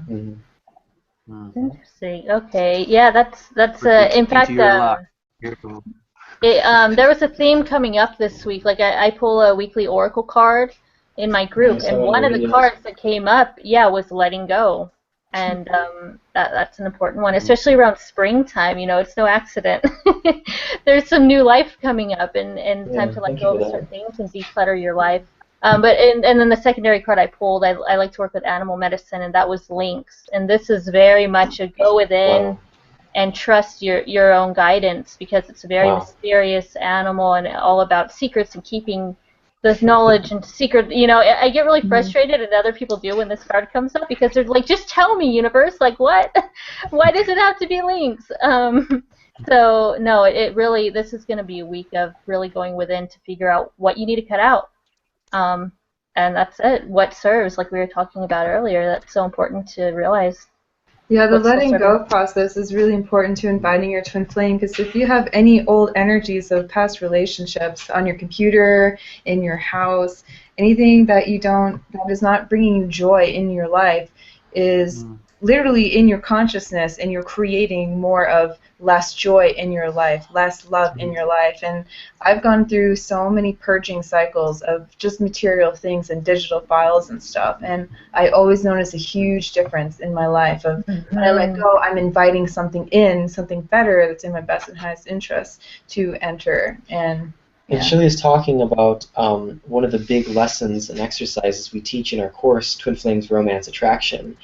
And it's purging is a powerful way to manifest your twin flame. Yeah. Because when you create that space, like Marissa's saying, Marissa, yeah, you got it. is saying you create that space by letting go. You invite your twin flame into that space. Yeah. That's what I suggest to clients I have all the time is even if it's healing, it doesn't have to always be, a twin flame thing. Even if you're healing or whatever your goal is, you have to create that space. If you want a new job, you have to create space for one. That sounds scary, but that's what you have to do. It's all about creating the space and holding it, too. And it doesn't necessarily mean quit your job before you get another one, but it means let go of the idea of staying in this job forever so you can invite the next one, the one that's appropriate for you. Yeah. Right, exactly. And I can attest to that, too, because actually just a few days ago, I literally destroyed every picture I've ever had of a relationship that didn't work, and I felt wonderful after it. See? And I was like, but yeah, it pretty much dissolved. Like over the years, it's kind of like it wasn't a daily thing, but like every few days, something like that would come up. Yeah. And just cleaning old junk recently, I was like, I don't need any of this. And but yeah, good. And same general thing. It brought a lot of clarity to me. So I totally understand what you're saying. Yeah. I really relate to what Natalie says. Like, I seem to attract a lot of tomboy girls and transsexual guys. I have no clue why. But I must have something strong feminine inside me because I attract a lot of tomboy girls, and I like it because there's no bullshit and it's cool. And the transsexual guys, like, since I'm open, I don't care. Like, not gay, whatever. But I mean, like, I have feeling like it's a person, It's not like anything else. And they like that. There's no judgment, whatever. So I don't know. It's like my level of openness is really high. So I attract like both, like, male or female, but with like male aspects for the female, like female aspects for the male. So it's really weird. Like, that's what I seem to like attract the most. It's kind of weird, but I don't know what to say. Like, and I like the tomboy girls a lot, like, or edgy look or whatever, like, It's just energy, and it's about what like you're saying. It's a soul, it's a body, and it's about whatever energy matches your sexual energy most appropriately, and that's what you're attracting for yourself. Mm-hmm. But your twin flame is going to be appropriate for you. She's, he or she is going to match that energy for you perfectly. Yeah, it'd be undeniable. And they'll be the sex that's most appropriate for you both. Well, I had a brief relationship in Christmas time, and this girl I had, she was a hockey player, totally. She's so athletic and good and sexy for me, She even had like short hair, whatever, because her fucking helmet wasn't fitting well otherwise. So I don't care. And I had fun. I had like we had like sex and I had visions like during intercourse with her. Like, what the fuck? I even drew it, like, and it was pretty amazing. Like, there was a Mayan mask and the back of a girl, like the lower back of a girl, and I like, look exactly like her. And I, it's really weird. She has the same life path as me, and I guessed her exact birth of date, number for number, for one night and whatever. And it was really, bam, like, whoa. It sounds like a very healing experience for you.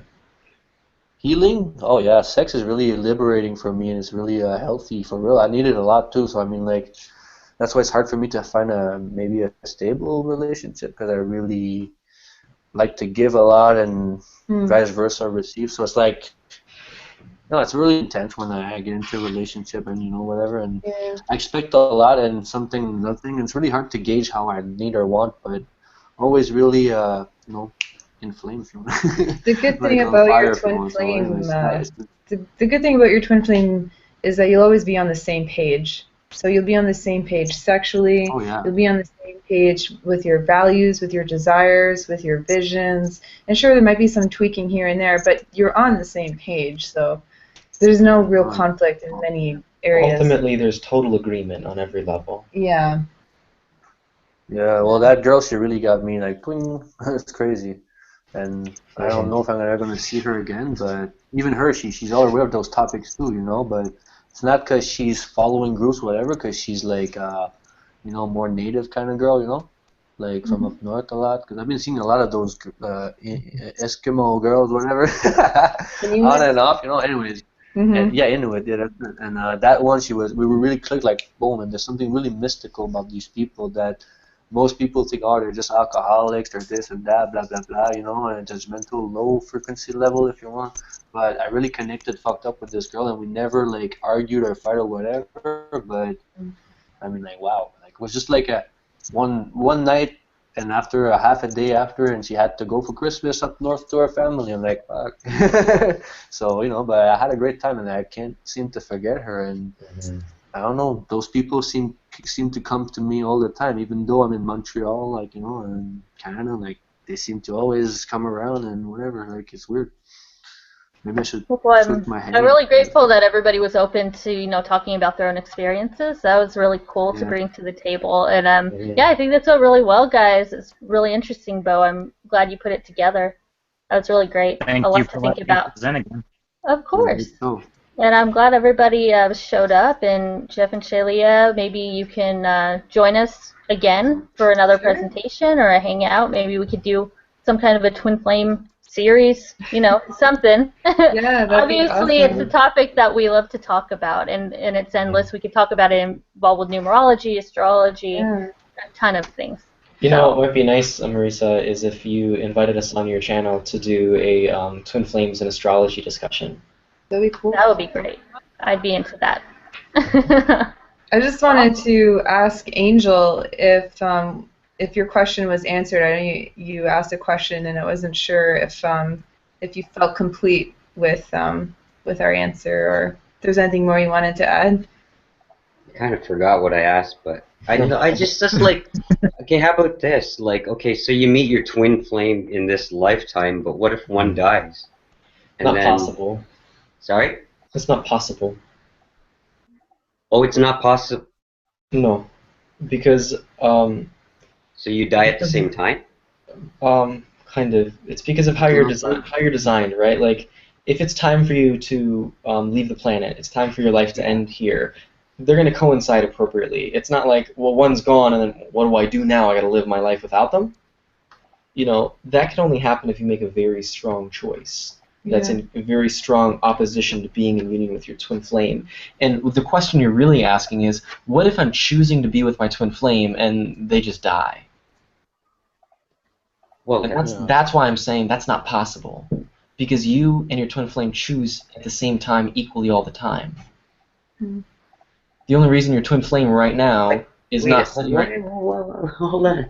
No, and I'm just trying to get a broader spectrum. But you're just saying, so, like, a man and a woman. Yep. So you're saying they have to die at the same time, then?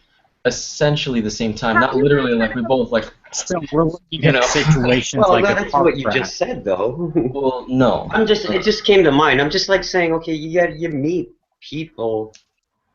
Like, it's just, it's. Have you heard of the term a walk-in?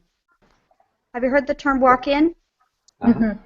Okay, so with my twin flame experience, my twin has come through different bodies. Oh, right, okay, yeah. I guess that makes sense. Because he expands me. He comes through male, female, older, younger, black, white, to help expand me and help me grow so I could prepare for my ultimate twin flame relationship. He always told me he would be a walk-in because he would die and then come back into another body. Does that make sense? So Natalie's talking about how the universe is unlimited. Yes. You can't limit the way that it happens. So ultimately, Angel, what the core of your question is am I separate from my twin flame? And the answer is no, absolutely not. You're connected always. You're together always. And the reason, he or she is not sitting next to you right now in this moment is because you're both choosing that at the same time, but you have the power to change that choice. You can choose differently and have them appear right next to you. Okay, I'm just gonna say, and please, what if one of you died tomorrow? What happens to the other person? If Shalia died, I would die immediately after. I'd have no reason to live. Okay, no. Yeah, and please, that was not like a. No. I'm just trying to like. Oh, I think make I sense think of I'm that issue. understanding this. I think I'm understanding this. But then you're saying, but you might. Sorry, Natalie, I think. Yeah, what Natalie would say is. So if one of them die, because someone else. one of them die, the other will attract them back through another person. Does that make sense? Yeah, but because they've already earned the right to be with their twin. They've already become that frequency. If one dies, they will pull the soul back through another body, another physical form to be together. So you would not die the next day, like. So it's just not. It's not possible because you have to choose death. Every death is a choice that one makes. Mm-hmm. Every death is essentially a suicide. So death isn't an accident in ever. You're always choosing your own exit. Yeah. I don't even know what my original question was because I was like. Well, I think the way I'm understanding this is you hear time and again of these couples, and I wouldn't say it happens simultaneously. It makes more sense to me when you hear about, say, a woman dying, and then a month later her husband dies completely suddenly. Like I do hear a lot about that, and that resonates. Yeah, that makes sense. They just die very fast after one has perished or something. Right. Yeah, that's making sense. The liverbird syndrome. One What? dies, the other one. Like the liverbird syndrome kind of thing. Like liverbirds. You guys are talking at the same time. In the Notebook, yeah, that's what I'm talking about. Kind of like that too. You see that there. Yeah, that's pretty accurate as far as twin flames. I was gonna say I don't want to give too much away, but never mind. I've already done so many spoilers tonight. Just do it. That's how my twin flame book ends. Is that what Jeff was actually saying? The twin flames in my story literally die at the exact same moment. Yeah. So that resonates with me too. I totally get what you're saying. Mm-hmm. Yeah. Yeah, makes sense. Makes sense if it's a twin flame. Otherwise, it makes no sense, right? It doesn't apply if it's not your twin flame. Right. I mean, you could be with a soulmate that you're really involved with, and then you decide, well, they're gone. I think I'm done too, and you wrap things up yourself and leave. Mm-hmm. But if you don't have to leave if your soulmate leaves. You can carry on with your life. But if your twin flame leaves, like Yoko Ono, this is a prime example. John and Yoko Ono, John died, and Yoko's around, and they're still holding a vibration of separation. Otherwise, Yoko would have died, or John would have walked in. So political. Wait a minute. Can you explain that one again? I don't know if I understand. Yeah, so Wait, you're saying they are twin flames? Oh yeah. John Lennon and Yoko Ono, famous twin flames. The problem came is that in the 60s, the vibe was pretty high in certain areas, but John Lennon and Yoko Ono, they were kind of thought leaders in this ascending consciousness, but they got in a little over their heads vibrationally by choosing each other and then not continuing to choose each other. So it became too painful because there's no tools available, there's no blueprints, We weren't there. We weren't there to teach, right? And all of this information spiritually wasn't disseminated on the planet to help them. So they chose separation, and they did it so powerfully that John died. Oh, I see what you mean. And they're still choosing it, but Yoko won't be with anyone else because there's no one else for her. They're still choosing separation. And so if Yoko was like, fuck it, I'm gonna be with John, I choose my twin flame unequivocally, she would either die or John Lennon would walk back into another body. Or she would hop dimensions. And never know that, So would that mean that he has not reincarnated? No, he hasn't. Divine Channel, I can see that, but those two don't, Mm-hmm. Mm-hmm. What I'm really calling to is, 1, the power of choice, and the power of the law of attraction, and then 3, the power of twin flames to come together across any means. limitless ability for the universe to bring you what you desire, and you only, almost everyone has just one twin flame. And so you can't be prevented from your twin flame no matter what. I choose unequivocally to be with my twin flame. I follow that energy. Just like Natalie was saying, like my twin flame's coming through all these people, black or white, man or woman, old or young. That's the real energy of her twin flame coming to greet her and guide her to the physical embodiment of her twin flame. That's God working through these people to guide her to her twin flame union.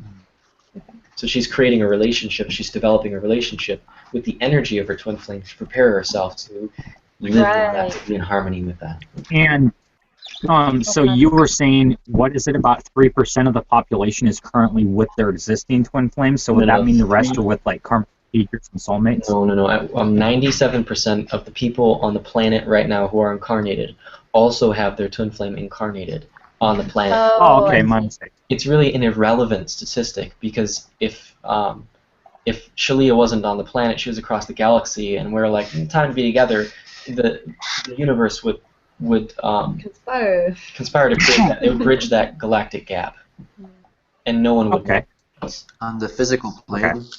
So a lot of them are incarnated, but they're not necessarily together at this moment. Yeah, few are together at this moment, but they're coming together at a greater and greater rate.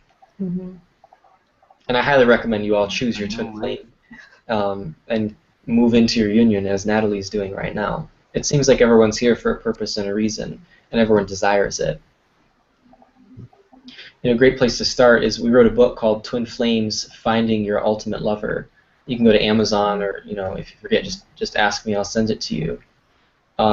It will help you get into your union, and it'll give you the tools to work through the blocks and barriers that are preventing you from your union. And it'll help you make that choice and follow that energy to your twin flame. You can read the first 10 pages for free if you want a little taste. Yeah.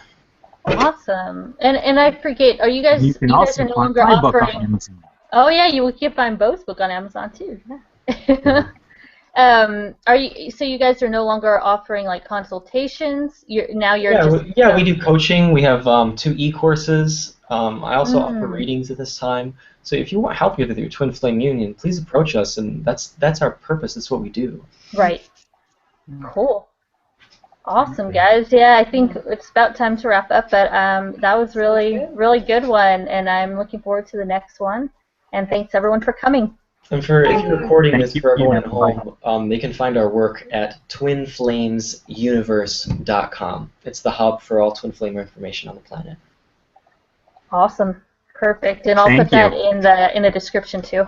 Great. All right, thank you everybody. Thanks for watching. Thanks. Thank you. Bye. Bye-bye. Peace. Thank you.